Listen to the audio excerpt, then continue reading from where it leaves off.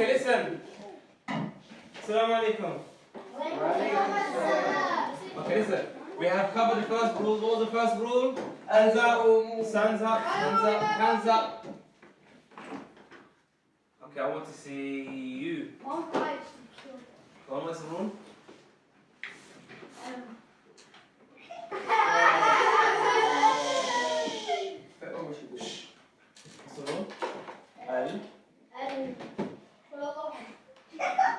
Okay, can you go outside, please? Just come outside, please. I'll speak to you and your mum after. Go on.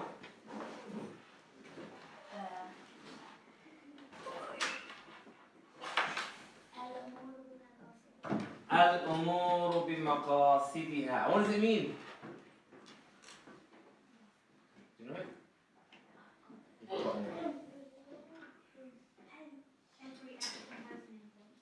Every action. Every intention. Every action is judged by intention. Yes, excellent. And we touched upon very briefly the different types of intention. Can you remember? Let's give you some of them. Go on. So, say if you throw a rock over a bridge, yeah, and it hits someone in the head and you die, then you won't get punished for it because you didn't have the right intention. Is that true, everyone? You just threw a rock, someone died because you threw a rock, and you won't get punished. Is that true? You won't get punished. You won't get what? Sin. You won't get sin. It doesn't mean you won't have to compensate for their death and loss. Remember, if you take someone's right, regardless of whether you intended it or not, the right has to be returned. But if you get asked for in the day of judgment and it gets for sin and whatnot, then that's something else. You make sense? So, and that rule applies. Al-umuru bimaqasidiha. You didn't intend to kill them, so therefore you don't get treated like a murderer. Make sense? Because of intention.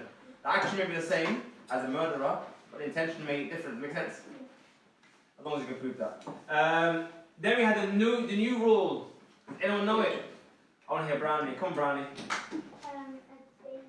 Ad-deenu mabniyun. Come on, everyone. Mabniyun على المصالح في جلبها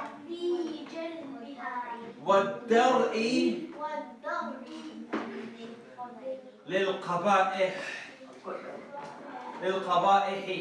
Get the gist? Okay, who wants to explain the word? So what's the word ad-deenu? Hands up first, I'll say it out. The religion, excellent. What's mabni? Could you stop calling it out, please? It's definitely your bad, yeah. Al-mabni means? It's built upon. So this religion is mabniyun ala. What's ala? On. Ala. This. Ala. Al-maktab. This is on. Table. So ala al-masalih. What's masalih, everyone? Good. That's good. On good things. Fi jalbiha. What's jalb? To get in it, to achieve it, to get it. You know, so I want to make jalb of this pencil case. The pencil case is over there, and I am ajlibuhu. I'm bringing it closer to me. So the deen mabniyun ala al-masalih fi jalbiha. The religion pulls towards you. Masalih. What dar'i? What's dar'? Safa, listen. What's dar'? Push, excellent. Brakash. That's brakash. Finished. في جلبها في درئها أو در. Pushing درئها. Oh, so درئي للقبائح. What's قبيح? Evil. Yes, but I have a specific meaning. Ugly, excellent. Something that is ugly. So the religion pushes away that which is ugly. So everything that Islam says don't do, it is qabih. It's ugly. Makes sense? Yeah. But everything Islam says you must do and tells you must get, it is masalih. From the maslahah. It's something which is good. Makes sense? So that's what's the rule again? Ad-deen. What's Sophia? الدين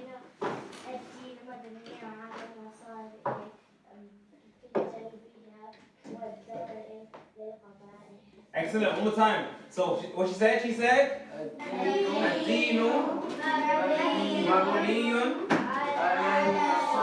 على المصالح في جلبها والدرء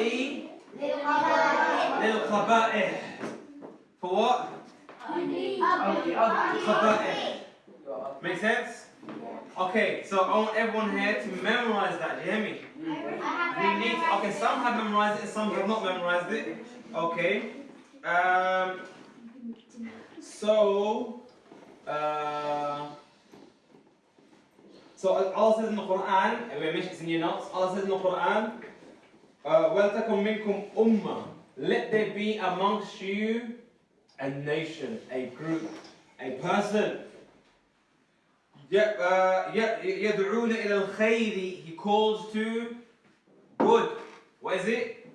I'll say, let there be amongst you people who call to good. وَيَأْمُرُونَ بِالْمَعْرُوفِ, and they order goodness, good deeds, righteousness. وَيَنْهَوْنَ عَنِ الْمُنْكَرِ, and they forbid from evil. وَأُولَٰئِكَ هُمُ الْمُفْلِحُونَ, and they are the ones who are successful. This ayah here is essentially what we just said, isn't it? That's the rule. Ordering the good, which is the jalb al-masalih. Do you get it?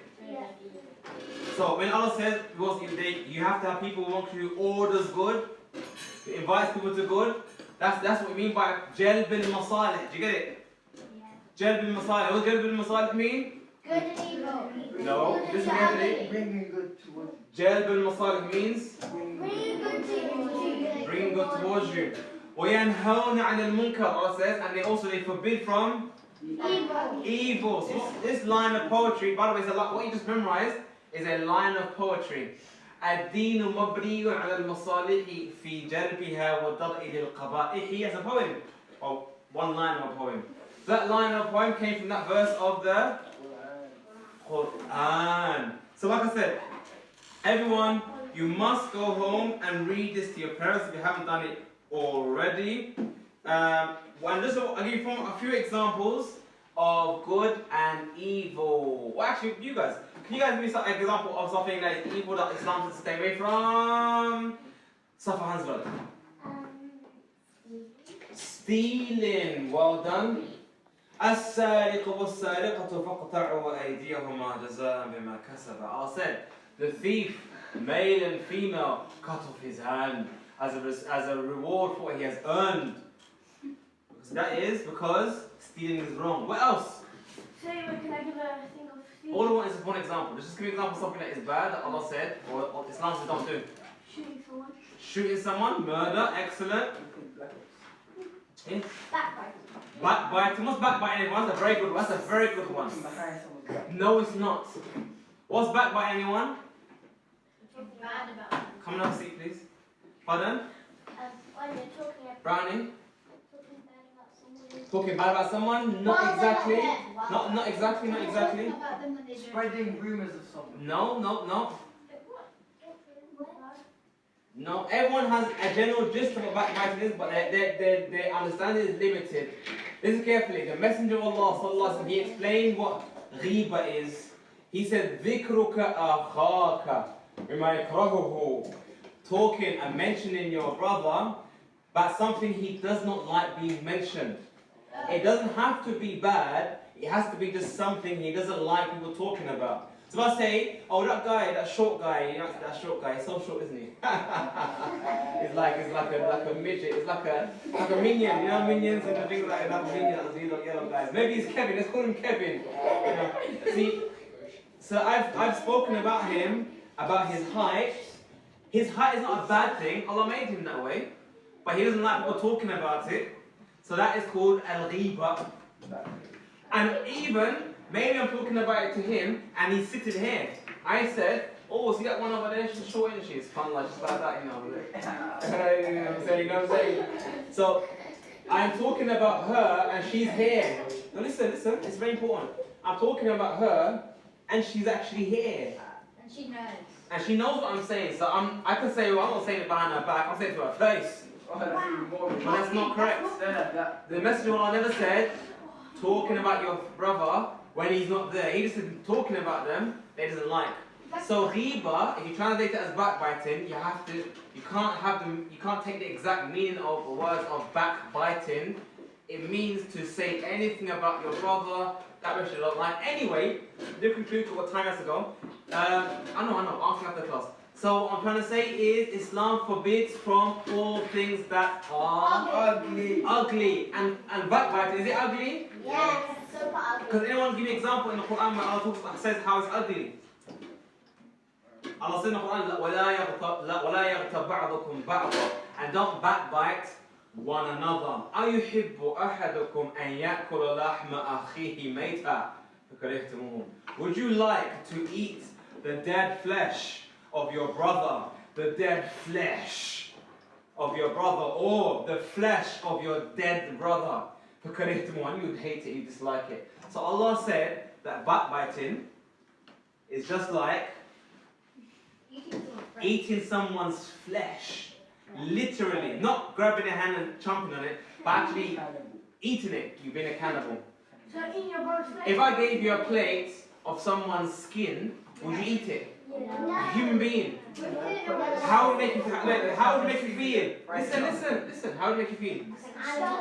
Make you feel raw, and it's like, oh my days. Not disgust. Just like that feeling. Listen. Okay, enough.